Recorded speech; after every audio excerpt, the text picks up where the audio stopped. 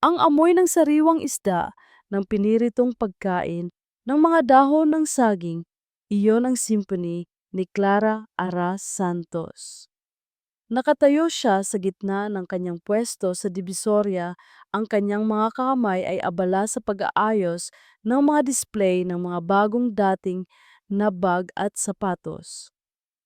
Ang kanyang boses, malakas at malinaw, ay nagpapanatili ng kaayusan sa kanyang munting kaharian. Ate Ara, ang ganda po ng bag na yan, sigaw ng isang batang tindera mula sa kabilang pwesto. Siyempre naman, sagot ni Ara, ngumiti. Ang kanyang nangiti ay kasing liwanag ng sikat ng araw sa umaga.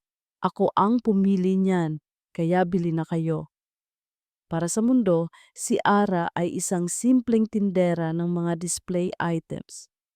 Isang babaeng nagtatrabaho ng husto para kumita. Ngunit sa loob niya, mayroong isang bagay na higit pa, isang pangarap, isang lihim, isang nakaraang pilit niyang binubuo mula sa mga pira-pirasong alaala. Naalala niya ang kanyang ina na laging nagkukuwento tungkol sa isang prinsesa na nawawala.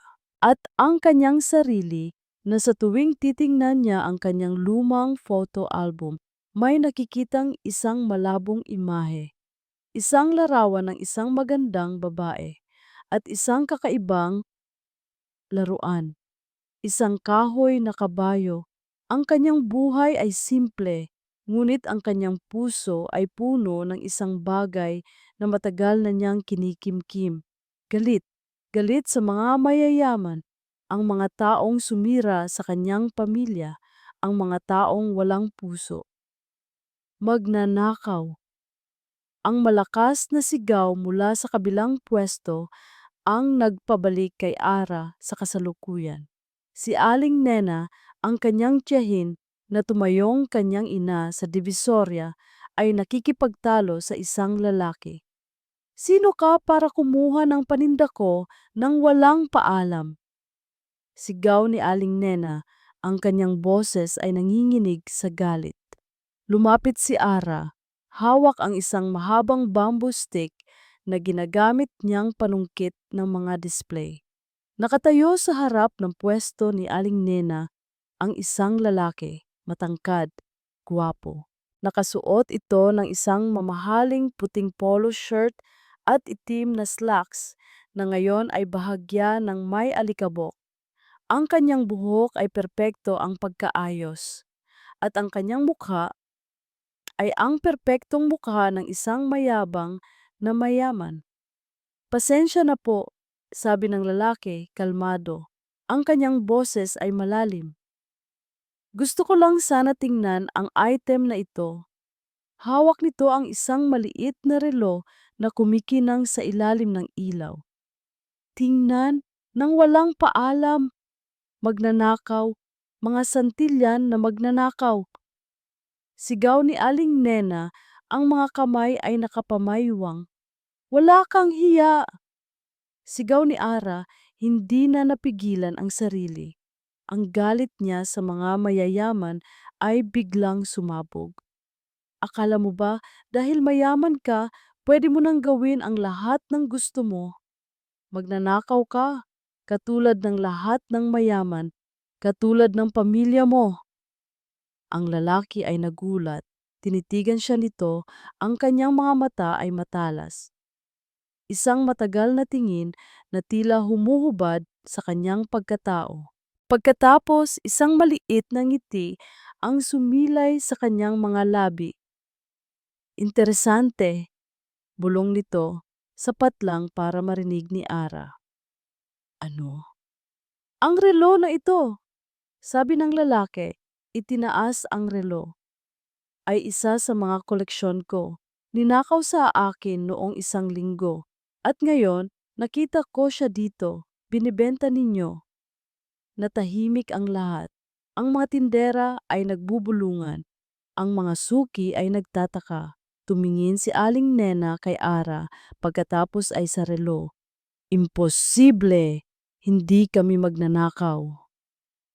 Kung ganoon, sabi ng lalaki, Sabihin ninyo sa akin, paano ninyo nakuha ang relo na ito? O tatawag ako ng pulis. Ngayon din, nanlamig ang buong katawan ni Ara, ang kanyang pwesto, ang kanyang pamilya. Lahat ay nanganganib, ngunit ang lalaki ay tumingin sa kanya. Hindi galit, hindi mapanghusga, tanging isang bagay na kakaiba, isang hamon. Ang relo ay kumikinang sa ilalim ng sikat ng araw sa palengke, at ang tahimik na banta ng lalaki ay parang isang malamig na ulap na bumalot sa pwesto ni Naara. Ang kanyang puso ay kumakabog ng malakas, hindi sa takot, kundi sa isang matinding galit. Sir, pakiusap, sabi ni Aling Nena, ang boses ay nanginginig. Hindi kami magnanakaw. Kung may kumuha man sa relo na iyan, hindi po kami yun. Ngunit ang lalaki ay hindi nakikinig. Naglabas ito ng kanyang cellphone. Tatawag ako ng pulis. Isang desperadong kilos. Sandali! Sigaw ni Ara, humakbang pasulong. Ang kanyang puso ay puno ng isang katapangang hindi niya alam na taglay niya. Hindi ninyo sila pwedeng arestuhin. Ako ang may gawa. Ako ang naglagay ng relo dito. Ako ang magnanakaw. Napatanga ang lahat, pati si Aling Nena at pati ang lalaki. Ara, anoong pinagsasabi mo? Sigaw ni Aling Nena. Ako ang may gawa. Ulit ni Ara, tumingin ng diretso sa mga mata ng lalaki. Ang kanyang mga mata ay nag-aapoy sa galit at sa isang determinasyong hindi matitinag. Ako ang kumuha ng relo na yan. Ako ang magnanakaw. Isang maliit na ngiti ang sumilay sa mga labi ng lalaki, ngunit hindi ito ngiti ng tagumpay. Isang ngiting kakaiba. Isang ngiting parang may alam. Kung ganoon, sabi ng lalaki, ibinalik ang cellphone sa bulsa. Gusto kong magkaroon ng pag-uusap sa'yo. Ngayon din. At umalis na ito, iniwan si Ara na may isang malaking tanong sa kanyang isipan. Sino siya? Kinabukasan sa kanyang opisina sa Pangilinan Tower, si Julian Jules Pangilinan ay nakatitig sa kanyang monitor. Ang mukha ni Clara Santos ay nasa screen, ang kanyang pangalan, ang kanyang impormasyon, ang kanyang litrato, ang lahat ng kanyang nalaman mula sa kanyang private investigator.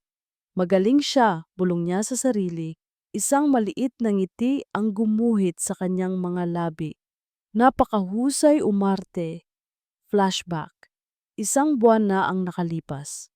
Naglalakad si Jules sa isang mall, naghahanap ng isang bagay na makakapagbigay sa kanya ng kahit kaunting interes sa kanyang walang kulay na buhay. Isang babae ang nakikipag-away sa isang customer na sinisigawan siya. Ang babae ay si Clara Santos. Ngunit ang kanyang mga mata ay pamilyar. Parang nakita na niya ito dati sa isang lumang litrato, isang litratong matagal na niyang hinahanap. Isang litrato ng isang batang babae na may isang kahoy na kabayo, ang kanyang pinsan, si Camila. Anong ginagawa mo, Jules? Tanong ng kanyang sekretarya. Si Victoria na pumasok ng walang katok. Wala, may iniisip lang. Sagot ni Jules, mabilis na isinara ang file ni Ara. Ang totoo, hindi iyon isang ordinaryong aksidente. Mayroon siyang isang misyon, isang sikreto. Ang kanyang lola, si Doña Consuelo, ay nagkakasakit. Ang huli nitong hiling, ang hanapin ang nawawalang pinsan ng kanyang ama, ang kanyang tita, na may isang nag-iisang anak na babae. Si Camila, ang babaeng nawala 20 taon na ang nakalipas. Ang sabi ng lola mo, sabi ni Atty. Morales, ang tanging pagkakakilanlan ni Camila ay ang kanyang mga mata. at isang lumang kahoy na kabayo. Ang paborito niya. Kaya nang makita niya, kaya niya si Clara Santos, ang babaeng may pamilyar na mga mata, mabtum, at ang babaeng nakita niya sa mall na may hawak na isang keychain na hugis kahoy na kabayo. Alam na niya. Anong ginawa mo sa akin? Tanong ni Ara, ang boses ay puno ng galit, habang nakaupo sila sa isang tahimik na coffee shop. Binigyan kita ng pagkakataong makipag-usap sa akin, sagot ni Jules, kalmado. Para malaman mo kung sino ako, at para malaman ko kung sino ka. Ako si Julian Pangilinan, pag-amin ni Jules. Ang may-ari ng mall, ang may-ari ng lupang kinatatayuan ng palengke ninyo, ang lalaking pinagbintangan mo, ang lalaking sinampal mo. Nanlaki ang mga mata ni Ara. Ang kanyang puso ay kumakabog ng malakas. Ang lalaking sinampal niya, ang lalaking pinagbintangan niya, ay ang kanyang amo, ang kanyang kalaban. At ikaw, sabi ni Jules, tumingin ng diretso sa mga mata ni Ara. Gusto kong malaman ang totoo. Sino ka ba talaga, Clara Santos? Ang pag-amin ni Julian ay parang isang bagyong matagal ng kinimkim at sa wakas ay bumuhos. Ang lahat ng galit at sakit na dinala ni Ara sa loob ng maraming taon ay nagkaroon ng tunay na pangalan, Pangilinan, ang pamilyang sumira sa kanyang ama. Sino ka para lokohin ako? Sigaw ni Ara, ang boses ay nanginginig sa galit. Ang lahat ng ito, isang laro lang? Hindi kita niloko, Ara, sabi ni Jules. Ang kanyang boses ay kalmado. Gusto ko lang makilala ka bilang ikaw, hindi bilang si Ara na may galit sa mga mayayaman. Ikinuwento niya ang lahat. Ang tungkol sa kanyang lola, ang tungkol sa nawawalang si Camila, ang tungkol sa keychain, ang pamilyar na mga matang nakita niya sa litrato. At nang makita kita, pagtatapos ni Jules, ang kanyang mga mata ay puno ng isang sinseridad na tumagos sa galit ni Ara. Naramdaman ko na ikaw yan, na ikaw si Camila, at kailangan kitang hanapin, hindi para sa mana, kundi para sa lola ko. Ngunit umiling si Ara, ang kanyang puso ay tumatanggi.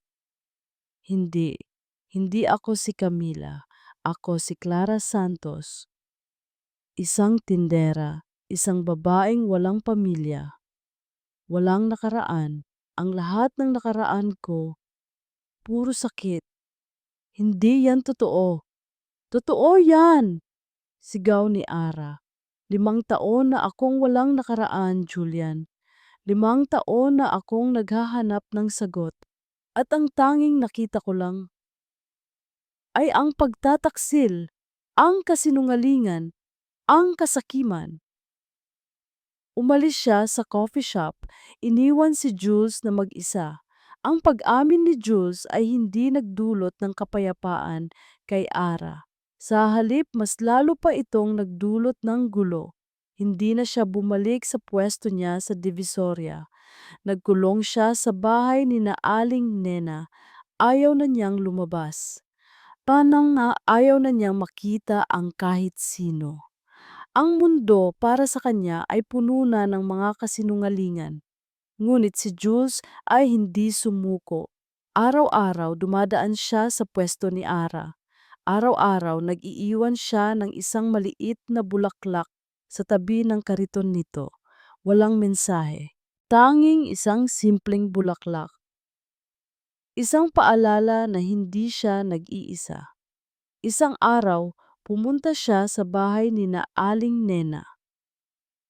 Aling Nena, pwede ko po bang makausap si Ara? Tanong ni Jules. Hindi siya lumalabas, iho, sabi ng matanda. Ang muka ay puno ng awa.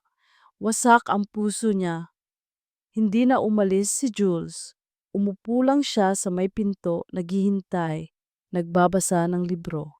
Kinagabihan lumabas si Ara. Nakita niya si Jules. Nakatulog ito sa labas ng pinto nila. Yakap-yakap ang isang maliit na supot ng mga tinapay. Kinuha niya ang supot. Sa loob may isang pandesal at isang note. Ang pag-ibig ay hindi laging madali, pero laging totoo. Ang mga salitang iyon ay tumama kay Ara. Isang paalala ng kanyang ina. Isang paalala ng isang pag-ibig na matagal na niyang ibinaon. Nang magising si Jules, nakita niya si Ara na nakaupo sa tabi niya. "Bakit mo to ginagawa?" Tanong ni Ara, ang boses ay malambot. "Dahil alam kong ikaw si Camila," pag-amin ni Jules. "At alam kong kailangan mo ng kakampi." "Hindi ako si Camila," sabi ni Ara. "At hindi ko kailangan ng kakampi. Pero kailangan ko ang puso mo," sabi ni Jules. Ang mga salitang iyon ay nagdulot ng isang kakaibang init sa dibdib ni Ara. Pagkatapos noon, dahan-dahang nagbago ang lahat. Nagsimulang lumabas si Ara kasama si Jules. Hindi sila pumupunta sa mga magagarang lugar. Pumupunta sila sa isang lihim na hardin sa gitna ng syudad. Isang hardin na puno ng mga bulaklak. "Dito ako laging pumupunta noon," sabi ni Jules, "kapag gusto kong takasan ang lahat." "Bakit dito?" "Dahil ang mga bulaklak," sabi ni Jules, "ay totoo, walang pagkukunwari." At sa gitna ng lihim na hardin na iyon, sa ilalim ng mga bulaklak, nahanap nila ang kanilang sarili. Ang kanilang pag-ibig ay nagsimulang mamukadkad tulad ng mga bulaklak sa hardin. Ang lihim na hardin ay naging kanilang santuwaryo. Dito, si Clara Santos at si Julian Pangilinan ay malaya, malaya mula sa mga pangilinan. Malaya mula sa nakaraan, malaya mula sa mga obligasyon. Dito sila lang, si Ara at si Jules. Ang kanilang pag-ibig ay parang isang bagong usbong na halaman. Kailangan itong alagaan, kailangan itong protektahan. Ngunit ang bawat kwento, gaano man kaganda, ay may kontrabida. Ang kontrabida sa kwento nila ay ang ina ni Julian, si Doña Sofia Pangilinan. Isang hapon, habang masayang nag-aalmusal si Julian at si Ara sa hardin ng mansyon, sa ilalim ng isang malaking puno ng akasya, dahil ngayon hindi na nagtatago si Julian, isang matalim na boses ang bumasag sa katahimikan. "Julian, anong kaguluhan ito?" Pumasok si Doña Sofia, ang kanyang muka ay kasing lamig ng yelo. Sa likod niya ang kanyang mga personal na gwardiya. Ang kanyang mga mata ay naglilibot sa hardin na para bang naghahanap ng isang dumi. "Ma," sabi ni Julian, tumayo at humarang sa pagitan niya at ni Ara. "Si Ara po, ang girlfriend ko." Natawa si Doña Sofia, isang tawang puno ng pangungutya. Girlfriend, ang isang pangilinan, makikipag-date sa isang tindera sa palengke? Julian, seryoso ka ba dito? "Ma, pakiusap, huwag ninyo siyang bastusin." Ngunit hindi nakinig ang matanda. Lumapit ito kay Ara. Sinuri siya mula ulo hanggang paa na para bang isa itong basura na nakalimutan sa isang sulok. "Alam ko ang mga katulad mo," sabi ni Doña Sofia. Ang boses ay mahina ngunit may talim na parang kutsilyo. Mga desperadang babae na ginagamit ang ganda para makakuha ng mayaman. "Hindi po totoo yan," sabi ni Ara. Ang boses ay nanginginig. Ang kanyang puso ay kumikirot. Ito na naman, ang sakit ng paghuhusga. "Huwag kang sasagot!" sigaw ni Doña Sofia. Walang karapatan ang mga katulad mo para magsalita sa harap ko. Biglang sa gitna ng sadaikin ng kanilang pagtatalo, isang tao ang dumating, si Attorney Morales, ang abogado ng pamilya Pangilinan. Doña Sofia, sabi nito, may importante po tayong pag-uusapan tungkol kay Camila Robinson at sa diwiling habilin ni Don Camilo. Natigilan si Doña Sofia. Ang kanyang muka ay namutla. Ang dating galit ay napalitan ng isang biglaang takot. Tumingin siya kay Atty. Morales. Pagkatapos ay kay Ara. May isang bagay sa mga mata niya na hindi maintindihan ni Ara. Nang gabing iyon, hindi na nakatulog si Ara. Ang mga salita ni Doña Sofia, ang kanyang paghuhusga, ang kanyang pagdududa, ang lahat ng iyon ay naglalaro sa kanyang isipan. Ang nawawalang si Camila, ang kahoy na kabayo, ang kanyang mga alaala, ang lahat ay tila konektado. Kinabukasan kinausap niya si Julian. Kailangan nating mag-usap, sabi niya. Tungkol sa sinabi ng nanay mo kanina, tungkol sa mga pangilinan, at tungkol sa mga taong katulad ko. Ang kanilang pag-uusap ay nagpatuloy. Ang kanilang pag-ibig ay lumalalim. Ngunit ang pader ng kanilang mga mundo ay nakatayo pa rin. Hindi ko kaya, Julian, sabi ni Ara. Hindi ako bagay sa mundo mo. Hindi ako nabibilang dito. Ang pag-ibig natin magdudulot lang ng gulo. Hindi totoo yan. Sigaw ni Julian. Kung ganoon, sabi ni Ara, bakit hinusgahan ako ng nanay mo? Bakit pakiramdam ko wala akong puwang dito? Ang mga salitang iyon ay tumama kay Julian. Dahil sa isang banda, totoo. Nang gabing iyon, nagkulong si Julian sa kanyang opisina sa mansyon. Siya mismo ang nag-imbestiga tungkol kay Camila Robinson, ang nawawalang tagapagmana ng Armal Group.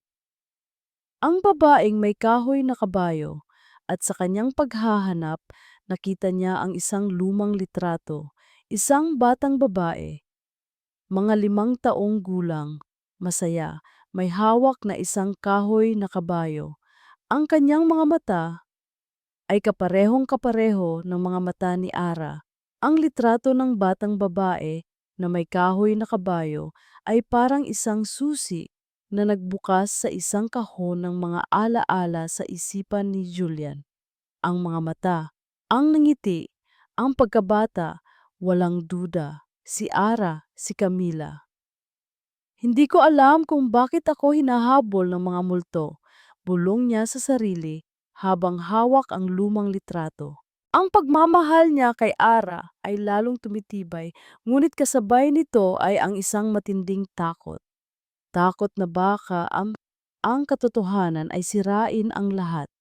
Kinabukasan, kinausap niya si Atty. na Ricardo Cardo Morales.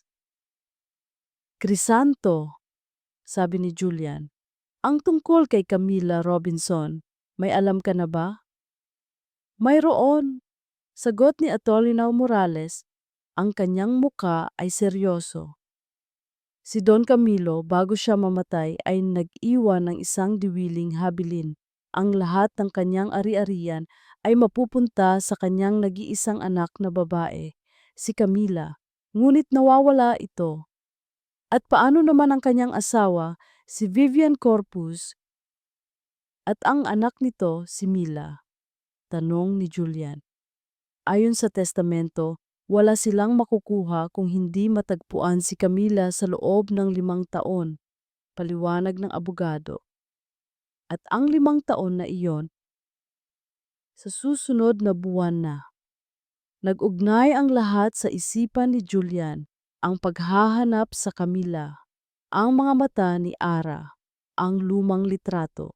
Kailangan mong hanapin si Camila, Crisanto, sabi ni Julian. Ngayon na, at gusto kong magsimula ka sa Divisoria. Samantala, Si Ara ay pinipilit na kalimutan ang lahat. Pagkatapos ng sermon ni Doña Sofia at ang pagkadiskubre ni Julian sa kanyang lihim na hardin, naramdaman ni Ara ang isang mabigat na sakit. Hindi siya ang babaeng iyon. Hindi siya si Camila. Siya si Clara Santos, isang simpleng tindera. Ngunit ang mga alaala ay hindi madaling kalimutan. Ang kahoy na kabayo, paulit-ulit na bumabalik sa kanyang isipan ang alaalang iyon, isang munting laruan. Ngunit bakit napakahalaga nito? Isang gabi, habang naglalakad siya pauwi mula sa kanyang pwesto, isang itim na kotse ang huminto sa tabi niya. Bumaba ang dalawang lalaki, malalaki ang katawan, ang mga mukha ay seryoso. Clara Santos? Tanong ng isa. Gusto ka raw kausapin ni Miss Vivian Corpus. Vivian Corpus, ang pangalan ng byuda ni Don Camilo, ang ina ni Mila. Dinala siya sa isang mamahaling restaurant. Naroon si Vivian at si Mila. Ang kanilang mga muka ay nakangiti, ngunit ang kanilang mga mata ay malamig. Magandang gabi, Mrs. Santos. Sabi ni Vivian, ang nangiti ay parang isang peke. Narinig ko, may kaunting problema ka raw sa Pangilinan Group at mayroon ka raw espesyal na relasyon sa apo ng Donya. Anong gusto ninyo? Tanong ni Ara, pilit na pinapanatili ang kanyang composure. Simple lang, sabi ni Vivian, umupo na parang reyna. Gusto naming layuan mo si Julian at kalimutan mo na ang lahat ng tungkol sa mga Robinson, lalo na ang tungkol sa nawawalang si Camila. Hindi ko alam ang sinasabi ninyo. Talaga ba? Tawa ni Mila, isang tawang puno ng pangungutya. Mula sa kanyang bag, inilabas niya ang isang maliit na kahoy na kabayo. Kung hindi, bakit mo laging hawak ang kahoy na kabayo, ang paboritong laruan ni Camila? Nanlamig si Ara, ang kahoy na kabayo, ang kanyang alaala. Ang kwento ni Camila ay matagal nang nakabaon, Miss Santos, sabi ni Vivian. At kung susubukan mong halungkatin na iyon, sisiguraduhin kong hindi ka nasisikatan ng araw. Pagkatapos ng meeting, iniwan si Ara na puno ng takot. Hindi lang siya ang naghahanap. At ang kanyang mga kalaban ay mas makapangyarihan kaysa sa kanyang inaakala. Ang banta ni na Vivian at Mila ay nag-iwan ng isang malalim na marka kay Ara. Ang kanyang mga alaala na dati isang malabong panaginip ay ngayon ay parang isang pelikulang dahan-dahang nagpe-play sa kanyang isipan. Ang kahoy na kabayo, ang kanyang pangalan. Camila. Hindi ko alam kung kaya ko pa, sabi niya kay Julian. Kaya mo yan, sagot ni Julian. Hindi ka nag-iisa. Ang mga banta na iyon ang nagpatibay sa determinasyon ni na Julian at Atoy Morales. Oras na para bilisan ang lahat. Kailangan nating alamin ang lahat tungkol sa pamilya Corpus, utos ni Atty. Morales sa kanyang mga tauhan. Ang lahat ng connections nila sa mga Robinson at ang kanilang pinansyal na sitwasyon at ang lahat ng nakaraan ni Vivian. Sa kanyang paghahanap, isang bagay ang nakita ni Atty. Morales. Ang dating personal driver ni Don Camilo. Isang matandang lalaki na matagal nang nagretiro. Si Mang Tonyo. Sa isang tahimik na lugar sa probinsya, nagkita sila. Mang Tonyo, sabi ni Atty. Morales, may kailangan po akong malaman tungkol kay Camila Robinson. Ang pangalan na iyon ay nagpabago sa mukha ng matanda. Nagkaroon ng takot. Wala po akong alam dyan, sir, sabi ng matanda. Matagal na yon, hindi ko na po maalala. Alam ko pong may alam kayo, sabi ni Atty. Morales. Ang boses ay kalmado, ngunit may bigat. Ang iyong asawa, si Aling Nena, siya ang huling nakita kasama si Camila bago ito nawala, at kung magsalita siya, mas madali para sa inyong dalawa. Isang mahabang katahimikan. Sinuhulan kami. Pag-amin ni Mang Tonyo, ang kanyang boses ay nanginginig. Ni Maam Vivian, binigyan niya kami ng malaking halaga ng pera para para lang sabihing nawawala si Camila at para hindi na kami magsalita pa. Nasaan si Camila? Hindi ko alam, sir.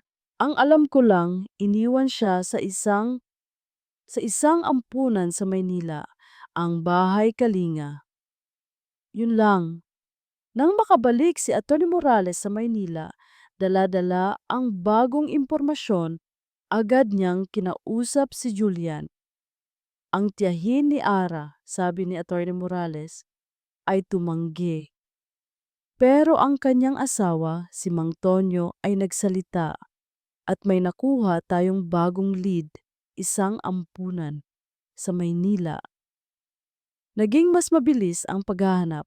Samantala, si Mila, ang anak ni Vivian, ay lalong nagiging delikado. Ang pagiging kamukha niya ni Camila ay naging isang obsesyon.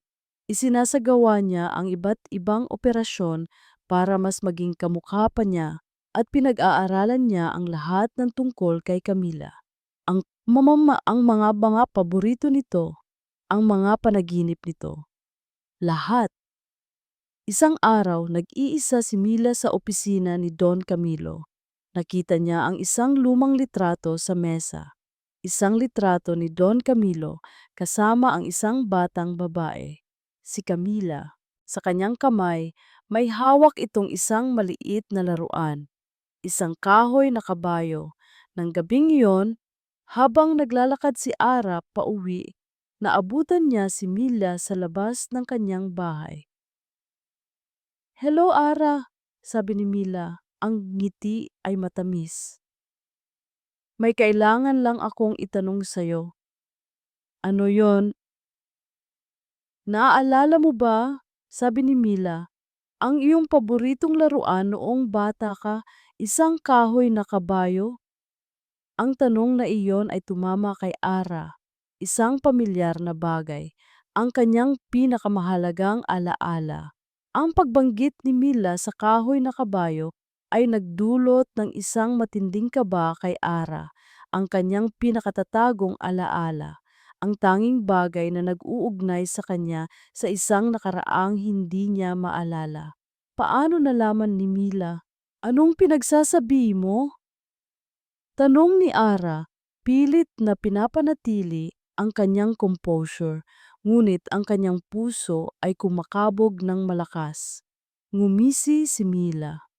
"Wala lang, narinig ko lang sa aking ina na mayroon daw akong pinsan na nawawala at mahilig daw sa mga kahoy na kabayo. At ang kasama pa, mayroon daw itong birthmark na hugis rosas sa leeg." Ang mga salita ay parang matatalim na karayom na tumutusok sa puso ni Ara. Isang banta, isang pagbabanta na alam niya na higit pa sa isang simpleng laro. "Umalis ka na dito, Mila," sabi ni Ara, ang boses ay matigas. "Aalis ako," sagot ni Mila. "Pero may isa lang akong sasabihin. Sa susunod na buwan, ang lahat ng ari-arian ng mga Robinson ay magiging sa akin na, at kung susubukan mong makialam, sisiguraduhin kung pati ang munting pwesto mo sa Divisoria ay mawawala at ang lahat ng taong sumuporta sa iyo ay madadamay." Pagkaalis ni Mila, naiwan si Ara na puno ng takot. Hindi lang siya ang naghahanap, at ang kanyang mga kalaban ay mas makapangyarihan at mas walang awa kaysa sa kanyang inaakala. Ang kahoy na kabayo, paulit-ulit na bumabalik sa kanyang isipan ang alaalang iyon. isang munting laruan. Ngunit, bakit napakahalaga nito? Samantala, si Atty. Morales at si Julian ay abala sa kanilang paghahanap. Nahanap ko na ang ampunan, sabi ni Atty. Morales kay Julian. Ang bahay kalinga, nandoon ang record ng isang batang babae na iniwan 20 taon na ang nakalipas. Ang petsa tumutugma sa petsa ng pagkamatay ni Don Camilo. Sino ang nag-iwan? Tanong ni Julian. Isang Dr. Ricardo Sandoval, sagot ni Atty. Morales. Isang doktor na malapit sa pamilya Robinson noon at sa aming investigasyon. Mayroon itong mga koneksyon sa pamilya Corpus, sa nanay ni Mila. Nag-ugnay ang lahat sa isipan ni Julian, ang pagnanakaw, ang kasinungalingan, ang pagtataksil. Kinausap niya ang kanyang ama. Itay, kailangan nating mag-usap tungkol sa pamilya Robinson. At sa tiyuhin kong si Ricardo. Sa loob ng ilang araw, ang lahat ng sikreto ay unti-unting nabubunyag. Ang katotohanan na matagal nang itinago ay nagsisimulang lumabas sa liwanag. Ang ampunan, ang mga kasinungalingan, ang lahat ng pandaraya ni na Vivian at ng ama ni Mila. Ngunit may isa pang nakakagulat na impormasyon. Ang batang iniwan sa ampunan, sabi ng social worker kay Atty. Morales sa isang tahimik na kafe, ay mayroong isang kakaibang pagkakakilanlan, isang birthmark, na hugis rosas sa kanyang leeg. Narinig ni Atty. Morales ang mga salitang iyon at biglang isang mukha ang pumasok sa kanyang isipan. Ang mukha ni Clara Santos. Ang babaeng mayroon din ng birthmark na hugis rosas sa leeg. Pagkatapos noon, walang naisip si Atty. Morales kundi ang hanapin si Ara. Naabutan niya ito sa kanyang pwesto, tahimik na nag-iisip, nakatingin sa labas. Ara, sabi ni Atty. Morales, hinihingal, ang kanyang boses ay puno ng isang pagka-urgent. Kailangan nating mag-usap. Ngayon na. Ano po yun, sir? Mayroon akong hinala na ikaw, sabi ni Atty. Morales. Ang kanyang mga mata ay nagniningning sa isang bagong pag-asa. Ikaw ang nawawalang si Camila Robinson. Ang mga salita ni Atty. Morales ay parang isang bagyo na matagal ng kinimkim at sa wakas ay bumuhos. Camila Robinson. Ang nawawalang tagapagmana, ang kanyang tunay na pangalan. Flashback, isang maliit na batang babae. Malungkot, may hawak na isang kahoy na kabayo.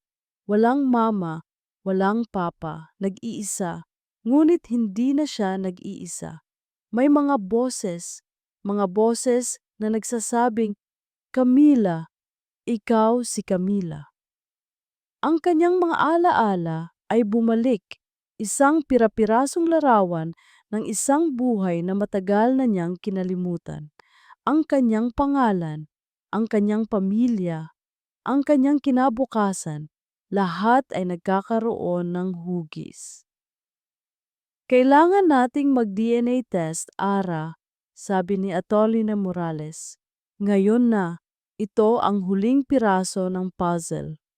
Nang gabing iyon, sa isang pribadong laboratorio, kumuha sila ng sample.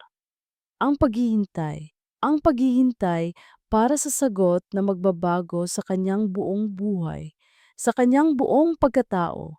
Samantala, sa isang mamahaling hotel suite, si Mila Corpus ay abala sa kanyang sariling paghihanda. Okay ka na ba? Tanong ni Vivian sa kanyang anak. Ang kanyang muka ay puno ng tensyon. Oo, mama, sagot ni Mila, nakatayo sa harap ng isang salamin. Pinag-aaralan ang bawat detalye ng kanyang mukha. Ang kanyang mukha, na sa loob ng ilang buwan ay sumailalim sa sunod-sunod na operasyon. Mga operasyong idinisenyo para baguhin ang kanyang ilong, ang kanyang labi, ang kanyang panga. Lahat para lang mas maging kamukha pa niya ang babaeng nasa litrato. Ang babaeng dapat sana ay siya. Si Camilla Robinson. Ang script, nasaan na? Tanong ni Vivian. Hawak ni Mila ang isang lumang photo album. Sa loob mga litrato ni Camilla, ang kanyang mga paborito, ang kanyang mga panaginig, ang kanyang buong buhay. 20 taon ng impormasyon. Ang lahat ng impormasyon na ninakaw nila mula sa mga tunay na records. Kabado ako, Mama, pag-amin ni Mila. Kaya mo yan, sabi ni Vivian. Sa loob ng 20 taon, ito ang pinaghandaan natin, ang maging si Camilla Robinson. Ang kahoy na kabayo nasaan na? Tanong ni Vivian. Ibinigay ni Mila ang isang maliit na kahoy na kabayo, matanda na, ngunit perpekto pa rin. Ang tanging bagay na kayang magpatunay sa kanya. Ito ang huli nating baraha. Sabi ni Vivian, kinukuha ang kahoy na kabayo. Sa oras na ibigay mo ito sa hukom, lahat ay maniniwala. Maniniwala silang ikaw ang nawawalang si Camilla Robinson. Kinabukasan ang balita ay kumalat. Ang pagdinig para sa diwiling habilin ni Don Camilo Robinson ay gaganapin sa araw na iyon. Ang lahat ng may kinalaman ay naroon. Ang pamilya, Pangilinan. Ang mga Santos, ang lahat ng board members ng Armol Group. Lahat sila ay naghihintay. Sa korte, nakaupo si Julian, ang kanyang ama, si Doña Sofia. Lahat sila ay naghihintay. Pumasok si Atty. Morales, kasama si Ara. Ang lahat ng mata ay napunta sa kanila. Atty. Morales, mayroon ka na po ba kayong resulta? Tanong, hukom. Mayroon po, Your Honor, sagot ni Atty. Morales. Ngunit bago ko po iyan ilabas, may isa pa po akong gustong ipakilala. Biglang bumukas ang pinto ng korte. Pumasok si Vivian at sa tabi niya, si Mila. Ngunit ang Mila na iyon, iba. Nakasaya ito ng isang puting bestida. Ang kanyang buhok ay perpekto ang pagkaayos. Ang kanyang mukha ay kalmado. At sa kanyang kamay, may hawak itong isang maliit na laruan. Ang kahoy na kabayo. Ako si Camilla Robinson. Sabi ni Mila, ang boses ay malinaw at matatag. Napatanga si Ara. Ang kanyang puso ay kumakabog ng malakas. Ngunit ang kanyang isipan ay magulo. Ang kanyang alaala, ang paglitaw ni Mila sa korte, dala-dala ang kahoy na kabayo at ang pangalang Camilla Robinson ay parang isang matinding pagyanig na nagpabagsak sa mundo ni Ara. Naramdaman niya ang pagkalamig ng kanyang mga kamay. Ang kanyang mga alaala na unti-unti na niyang binubuo ay biglang nagulo, naglaho. Sino ako? Tinitigan niya si Mila. Ang mga mata nito ay walang bahid ng pagdududa, walang pag-aalangan. Parang isang perpektong kopya. Isang kopya na mas malakas pa kaysa sa kanya. Your Honor, sabi ni Vivian, ang boses ay puno ng tagumpay. Nandito na po si Camilla, ang totoo pong tagapagmana ng mga Robinson. Tumayo si Atty. Morales, ang kanyang mukha ay puno ng tensyon. Objection, Your Honor, meron po kaming ebidensya na hindi siya ang tunay na Camilla Robinson. At ano naman ang ebidensya mo, Crisanto? Tawa ni Vivian, ang kanyang mga mata ay nag-aapoy sa panunuya. Isang hamak na tindera ng palengke? Ngunit bago pa man makasagot si Atty. Morales, isang bagay ang nangyari. Dahan-dahan tumayo si Julian, ang kanyang ama, at si Doña Sofia. Lahat ng mata ay napunta sa kanila. "Anong ginagawa mo, Julian?" Bulong ni Doña Sofia, ang kanyang boses ay nanginginig. Di siya pinansin ni Julian. Humarap siya sa hukom. "Your Honor, meron po akong huling ebidensya." Inilabas niya ang kanyang cellphone. Sa screen, isang video. Ang video ay kuha sa isang birthday party. Isang batang babae, masaya. May hawak na isang kahoy na kabayo. At sa tabi nito, isang matandang lalaki, si Don Camilo Robinson, ang ama. Ang video ay medyo malabo, halatang kuha sa isang lumang kamera, ngunit ang bawat salita ay malinaw. "Happy birthday, my sweet Camila," sabi ni Don Camilo, niyayakap ang bata, ang kanyang mga mata ay puno ng pagmamahal. "Ito ang iyong regalo, ang iyong kahoy na kabayo, at ang iyong pangako. Pangako ko, hinding-hindi kita iiwan, kahit anong mangyari." Ang mga salita ay tumama sa puso ni Ara. Ang kanyang mga alaala ay nagsimulang maging malinaw, parang isang malabong larawan na biglang nag-focus. Ang kanyang ama, ang kanyang pangarap. Ngunit ang video ay hindi pa doon natapos. Biglang may isang matanda ang pumasok sa birthday party. Ang kanyang mukha ay seryoso. Si Atty. Morales. Ngunit hindi ang Atty. Morales na nakaupo sa korte. Isang mas bata, ang ama ni Atty. Morales. "Don Camilo," sabi ng matanda, "nakuha ko na ang impormasyon tungkol kay Vivian at sa kanyang mga transaksyon.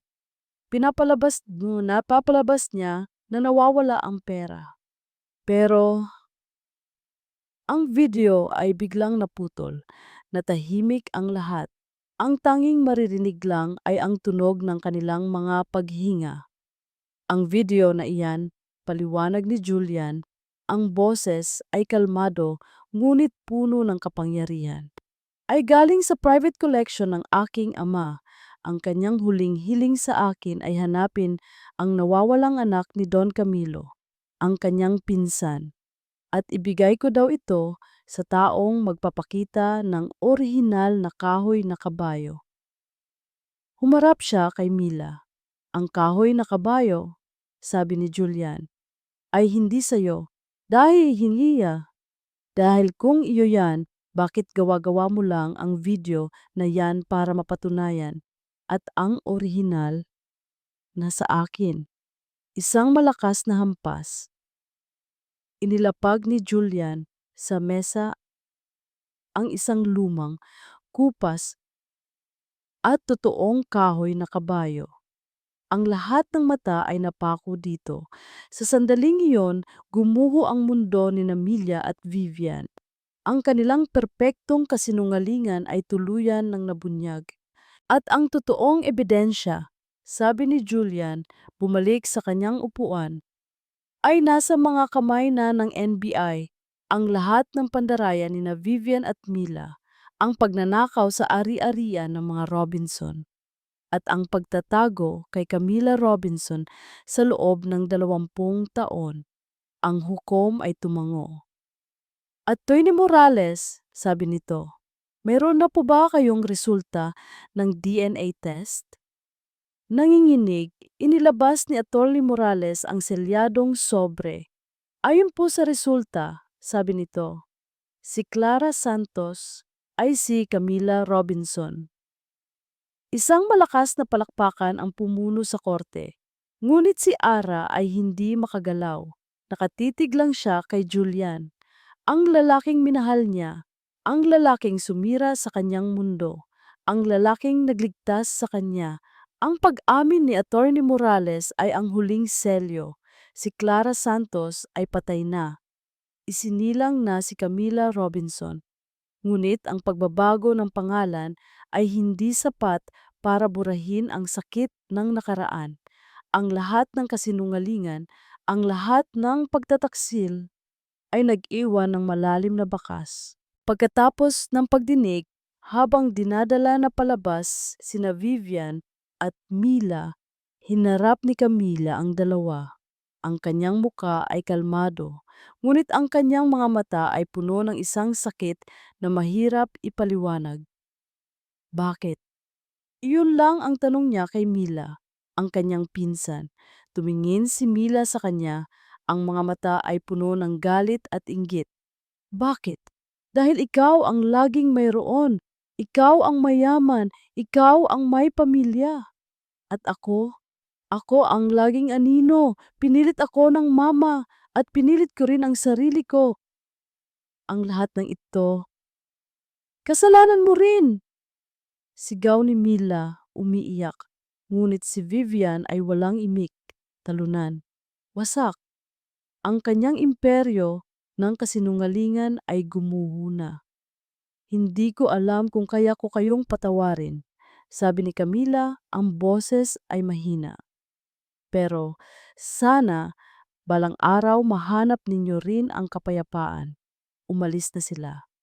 Iniwan sina Vivian at Mila sa gitna ng kanilang gumuhong mundo, harapin ang mga kasalanang matagal nilang itinago. Samantala, sa labas ng korte, sinalubong si Camila ng isang yakap. Si Julian. Ayos ka lang ba? Tanong nito, ang boses ay puno ng pag-aalala. Tumango si Camila. Oo, Camila, sabi ni Attorney Morales. May mahalaga pa tayong pag-uusapan tungkol sa iyong mana. Ang Armol Group, ang lahat ng ari-arian, ang lahat ay sayo na. Nang gabing iyon, sa mansyon ng mga Robinson, umupo si Camila at si Julian sa harap ng isang malaking retrato, ang retrato ni Don Camilo, ang kanyang ama. Ang lalaking hindi niya nakilala, ngunit nag-iwan sa kanya ng lahat ng ito. Ang lahat ng ito, sabi ni Attorney Morales, ang lahat ng ari-arian, ang Armal Group ay sayo na ngayon, Camila. Ang ama mo, sabi ni Attorney Morales, ang boses ay puno ng respeto. Ay isang mabuting tao. Nagkamali siya, pero ginawa niya ang lahat para protektahan ka. At ang video na iyon, ang huling habilin niya ay ang gamitin iyon kung sakaling kailanganin. Ang, ang mga sumunod na linggo ay puno ng pagbabago. Mula sa pagiging isang simpleng tindera, si Camila ay naging CEO ng isang malaking korporasyon. Ang kanyang mga araw ay napuno ng mga meeting, ng mga desisyon. Ngunit ang kanyang puso ay nanatili sa Divisoria. Isang araw dinalaw sila ng ina ni Julian, si Doña Sofia. Hindi na ito galit, ngunit malamig pa rin. Ano ang kailangan mo, Sofia? Tanong ni Julian. Nandito ako, sabi ni Doña Sofia, para sa isang dahilan, para sabihing hindi ka karapat-dapat sa anak ko. Natigilan si Camila. Hindi ka pa rin magbabago, ma, sabi ni Julian. Hindi ako nagsasalita para sa sarili ko, sabi ni Doña Sofia. Nagsasalita ako para sa anak ko at para sa isang bagay na kailangan mong gawin, Camila, ang magpatawad. Isang pagsubok, isang huling pagsubok. Ang mga salita ni Doña Sofia ay parang isang matalim na sibat na tumusok sa puso ni Camila. Hindi na ito tungkol sa nakaraan. Tungkol na ito sa paghuhusga sa kanyang kasalukuyan.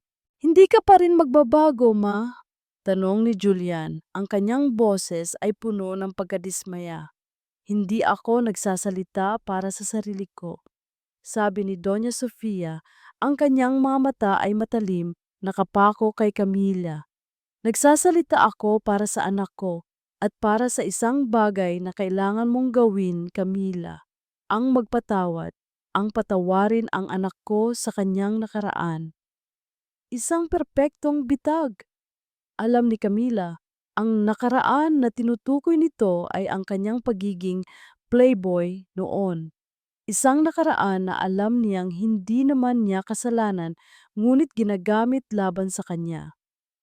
Ang nakaraan, Doña Sofia, sabi ni Camila, Ang kanyang boses ay kalmado, ay wala akong karapatang husgahan. Pero ang anak ko, Julian, sabi ni Doña Sofia, ay mayroon ng madilim na nakaraan at kailangan niya ng isang asawang makakaintindi noon, hindi isang asawang laging nagpapaalala sa kanya sa mga pagkakamali niya. Ang pagtatalo ay nagpatuloy, ngunit si Camila ay tahimik lang. Ang sakit, ang takot, ang pagdududa, lahat ay bumalik. Nang gabing iyon, hindi mapakali si Camila. Hindi na ito tungkol kay Vivian o kay Mila. Tungkol na ito sa kanya, sa kanyang relasyon kay Julian. Tama ba siya, Jules? Tanong niya. Ang nakaraan mo. Ang mga babae mo, may karapatan ba akong husgahan iyon? Hinawakan ni Julian ang kanyang kamay. Hindi mo kailangang husgahan, Camila. Ang kailangan mo lang ay maniwala, maniwala sa akin, at maniwala sa pagmamahal ko. Pero paano kung tama siya? Hindi, sabi ni Julian. Maninindigan ako, haharapin ko ang lahat, dahil mahal kita. Ngunit sa gitna ng pagmamahal na iyon, may isang bahagi kay Camila na hindi pa rin kayang magtiwala. Kinabukasan, mayroong isang malaking gala na inorganisa ng Santillan Group, isang event para ipakilala si Julian bilang bagong CEO. Naroon ang lahat, ang alta sosyedad, ang mga media, at si Doña Sofia na naghihintay para sa kanyang grand entrance. Nasaan ang girlfriend mo? Tanong ng isang kaibigan kay Julian. Hindi siya darating, sabi ni Doña Sofia, may isang ngiting matagumpay. Ngunit sa likod ng lahat, isang kotse ang huminto. Bumaba si Camilla. Hindi na suot ang simpleng damit ng tindera. Nakasuot siya ng isang eleganteng bestida, gawa ng isang sikat na designer. Ang kanyang buhok ay maayos na. Ang kanyang mukha ay puno ng isang bagong kumpiyansa. Sino siya? Bulong ng mga bisita. Pagpasok niya, tumahimik ang lahat. Naglakad siya papunta sa gitna ng ballroom. Humarap siya sa lahat. Magandang gabi po. Simula niya. Ako po si Camila Robinson, ang nag-iisang tagapagmana ng Armal Group at ang babaeng minamahal ni Julian Pangilinan. Isang malakas na bulungan. Tumingin siya kay Doña Sofia. Ang dating matigas na mukha ng matanda ay napalitan ng isang blangkong pagkagulat. At nandito po ako, Doña Sofia, sabi niya, hindi para manumbat, kundi para sabihin sa inyo na pinapatawad ko na po kayo. Patawad sa lahat ng inyong mga paghuhusga, sa lahat ng inyong mga kasinungalingan, dahil naintindihan ko na. Natakot lang po kayo, natakot kayong baka masaktan ang anak ninyo, katulad ng pananakit na naranasan ninyo noon. Tumingin siya kay Julian. At ikaw, Jules, sabi niya, ngumiti. Kung mayroon ka mang madilim na nakaraan, handa akong tanggapin iyon. Dahil ang mahalaga sa akin ay ang ngayon at ang hinaharap natin. Ang kanyang pag-amin at pagpapatawad ay parang isang lindol na nagpabagsak sa lahat ng pader. Ang pag-amin at pagpapatawad ni Camila ay parang isang bagyong matagal ng kinimkim at sa wakas ay bumuhos. Ang lahat ng nakatagong sakit, ang lahat ng kasinungalingan ay lumabas sa liwanag at kasabay noon ang lahat ay nagsimulang maghilom. Napatayo si Doña Sofia. Ang kanyang mukha ay puno ng hindi makapaniwalang pagkabigla.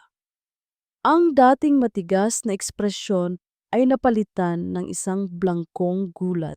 Ngunit nang makita niya ang mga luha sa mga mata ni Camilla at ang sakit sa likod ng mga salita nito, isang bagay sa loob niya ang nagsimulang bumigay.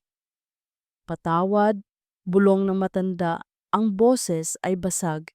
Lumapit ito kay Camila.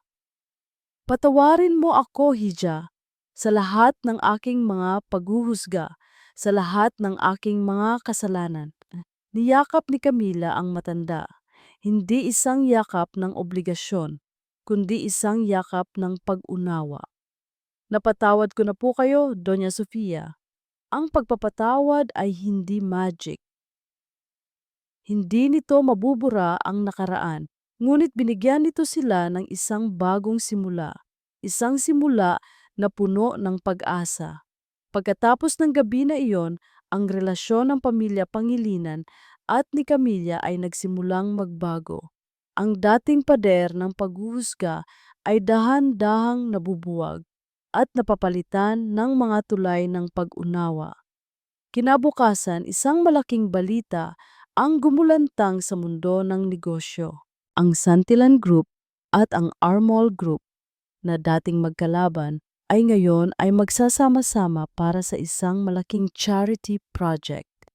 Ang pangulo ng proyekto, si Camila Robinson.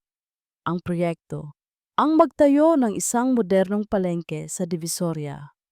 Isang palengke na may daycare center para sa mga bata ng mga tindera, mga libreng klinik, at isang training center para sa mga gustong magsimula ng kanilang sariling negosyo. Isang pagkilala sa kung saan nanggaling si Camila. Para sa mga tao, para sa Divisoria. Hindi ko alam kung paano ako magpapasalamat sa iyo, Camila, sabi ni Aling Nena, umiiyak habang yakap niya si Camila. Wala yun, inay, sagot ni Camila. Dahil ang lahat ng ito ay para sa inyo, para sa pamilya ko. Sa kanilang bagong opisina na tanaw ang umuusbong na palengke, si Julian ay laging nasa tabi ni Camila. Hindi na bilang amo, kundi bilang partner. Hindi na bilang tagapagligtas, kundi bilang kasama. Masaya ka ba? Tanong ni Julian. Sobra, sagot ni Camila. At ikaw? Ako, ngiti ni Julian. Ang tanging gusto ko lang ay ang makita kang masaya at ang makita kang nagliligtas ng mundo, isang turon sa bawat pagkakataon. Ang kanilang mga gabi ay puno ng trabaho, ngunit puno rin ng mga kwentuhan, ng tawa, at ng mga nakaw na halik. Isang gabi, habang naglalakad sila pauwi, huminto si Julian. Camila, sabi niya, may kailangan pa akong aminin. Nagulat si Camila. Ano yon? Lumuhod ito sa harap niya. Alam kong hindi ito ang tamang lugar, sabi niya, at alam kong hindi ito ang pinakamagarang singsing. Mula sa kanyang bulsa, kinuha nito ang isang maliit na kahoy na kabayo, ang kanyang pinakamahalagang alaala, ang regalo ng kanyang ama. Ngayon, binigay niya ito kay Camila. Ang pangako ko, sabi ni Julian, ang mga mata ay puno ng pagmamahal, ay ang magtatayo ako ng isang mundo para sa iyo. Isang mundo kung saan ang iyong puso ay laging malaya. Kaya, tumingin ito sa kanya, ang mga mata ay nagniningning sa ilalim ng buwan. Ang aking pinakamamahal na Camila Robinson, sabi niya. Papakasalan mo ba ako? Para sa ating bagong buhay? Para sa ating bagong pamilya? Ang oo ni Camila sa gitna ng Divisoria ay naging isang pangakong mas matibay pa sa anumang kontrata. Isang pangakong hindi na kayang sirain ng nakaraan. Ngunit bago ang kanilang happily ever after, may isa pa silang kailangang ayusin. Ang kanilang mga pamilya, isang araw, isang hindi inaasahang imbitasyon ang dumating sa mansyon ng mga Pangilinan mula kay Julian, isang hapunan. Ngunit hindi lang ito ordinaryong hapunan. Ang hapunan ay ginanap sa isang pribadong silid sa isang restaurant. Naroon ang pamilya Pangilinan, si Don Alberto, si Doña Sofia at ang iba pa. At naroon din si Camila kasama si Aling Nena na ngayon ay mas matatag na. Ngunit hindi lang iyon. Sa kabilang dulo ng mesa, naroon din ang pamilya Del Rosario. Ang ina ni Camila, si Elena, na ngayon ay gumagaling na at unti-unti nang bumabalik ang mga alaala. At ang mga pinsan ni Camila na hindi naman kasama sa kasamaan ni na Vivian. Ang pagdating ng dalawang pamilyang matagal nang pinaghihiwalay ng kasinungalingan ay nagdulot ng isang matinding tensyon. "Ano to, Julian?" tanong ni Doña Sofia. Ang kanyang boses ay malamig. "Para magkaunawaan, Ma," sagot ni Julian. "Isang mahabang pag-uusap. Hindi ito isang away. Isang pag-uusap na puno ng sakit, puno ng pagsisisi, at puno ng mga katotohanang matagal nang itinago." Ikinuwento ni Elena ang lahat, ang tungkol kay Don Camilo, ang tungkol sa mga lihim, ang tungkol sa kasamaan ni na Vivian. Ikinuwento ni Camila ang kanyang buhay, ang kanyang pagkawala, ang kanyang paghahanap sa sarili. Ikinuwento ni Julian ang kanyang paghahanap kay Camila, ang kanyang pag-ibig. Sa huli, si Doña Sofia ang unang lumabas sa kanyang shell. "Patawad," sabi niya kay Camila. Ang kanyang boses ay basag. "Patawarin mo ako, Hija, sa lahat ng aking mga paghuhusga, sa lahat ng aking mga kasalanan. Naging bulag ako sa aking pride, sa aking pangalan." Niyakap ni Camila ang matanda. Hindi isang yakap ng obligasyon, kundi isang yakap ng pag-unawa. "Napatawad ko na po kayo, Doña Sofia." Pagkatapos, si Don Alberto Pangilinan, ang ama ni Julian, ay lumapit sa abogado ni Don Camilo.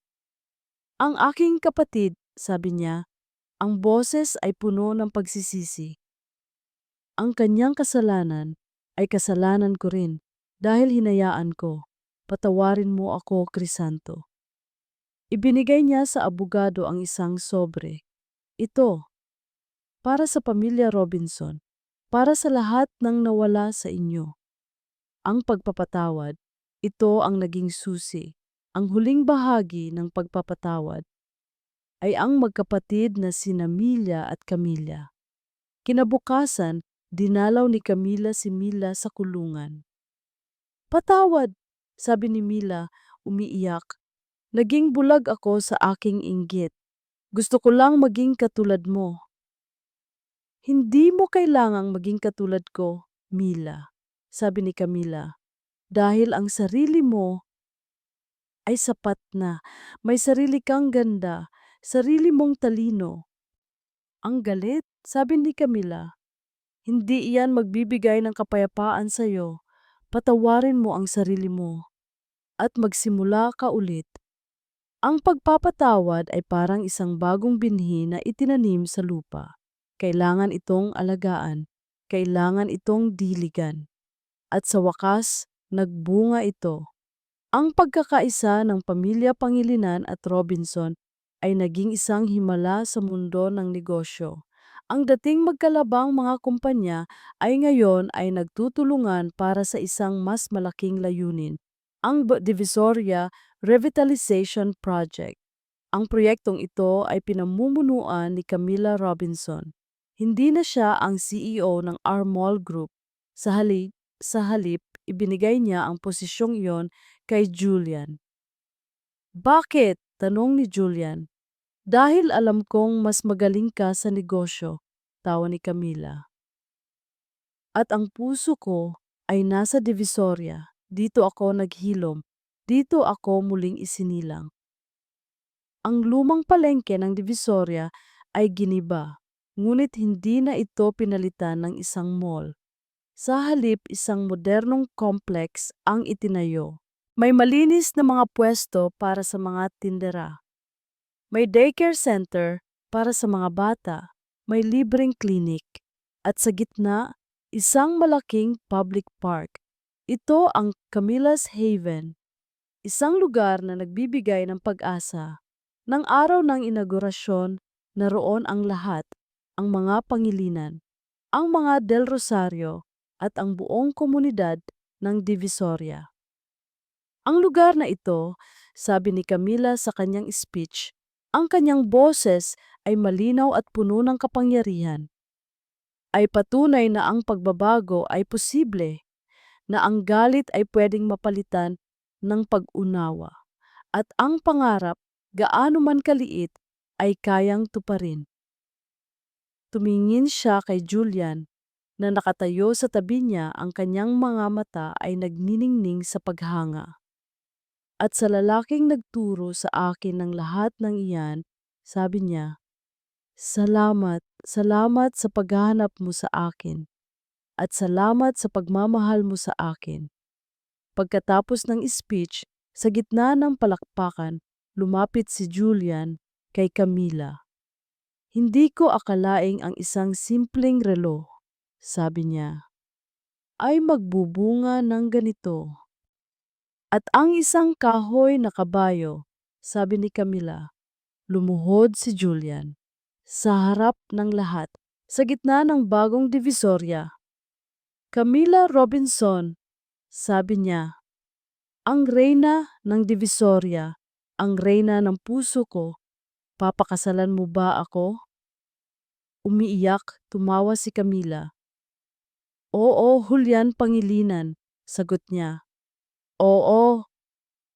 Ang kanilang kasal ay ginanap sa parehong lugar, sa gitna ng bagong Divisoria. Ang kanilang mga bisita, ang kanilang pamilya, ay ang mga tindera't tindero ng Divisoria. At si Doña Victoria na ngayon ay masayang-masaya na tinutulungan ang kanyang apo sa pag-aayos ng mga bulaklak. Makalipas ang 5 taon, ang buhay ni na Camila at Julian ay isang perpektong larawan ng isang pamilyang binuo sa pag-ibig, pagpapatawad, at paglilingkod. Si Julian ang CEO ng Pangilinan Group at ng Armol Group, pinamumunuan ang mga ito ng may puso at integridad. Si Camila naman ang puso ng Divisoria, nagpapalago sa Camila's Haven at patuloy na tumutulong sa komunidad. Ang kanilang tahanan ay isang bahay sa pagitan ng syudad at ng probinsya. Isang lugar kung saan ang lahat ng mundo ay nagtatagpo. Isang hapon sa hardin ng kanilang bahay, ang lahat ay payapa. "Mommy! Daddy!" Dalawang maliliit na batang babae ang masayang tumatakbo palapit sa kanila, ang kanilang kambal. Si Clara at si Julia, mga anak na may mga matang kasing liwanag ng araw at ngiting kasing tamis ng kanilang pag-ibig. Binuhat ni Julian ang isa, si Camila naman ang isa. "Kamusta ang mga prinsesa ko?" tanong ni Julian. "Ang saya-saya po namin, Daddy," sabi ni Clara na may hawak na isang maliit na kahoy na kabayo. "Mommy, bakit po may bulaklak sa leeg ninyo?" tanong ni Julia, tinutukoy ang birthmark ni Camila. Ngumiti si Camila. "Ito," sabi niya, "ay isang alaala, isang paalala kung gaano kakahalaga sa akin, anak, at kung gaano kakahalaga sa atin." Tumingin siya kay Julian. "Lahat ng pinagdaanan natin, nagbigay sa atin ng mga anak na ito." Niyakap siya ni Julian. "Naaalala mo ba?" bulong niya. "Noong una tayong magkita sa Divisoria?" "Oo naman," sagot ni Camila. "Ang magnanakaw ng relo." "At ang reyna ng palengke," sabi ni Julian. Nagtawanan sila. Ang kanilang kwento ay nagsimula sa isang pagkalito, ngunit nagtapos ito sa isang malinaw na katotohanan. Ang pag-ibig ay hindi nakikita sa mga damit. Hindi rin ito nakikita sa mga pangalan. Hindi rin ito nakikita sa mga kasalanan ng nakaraan.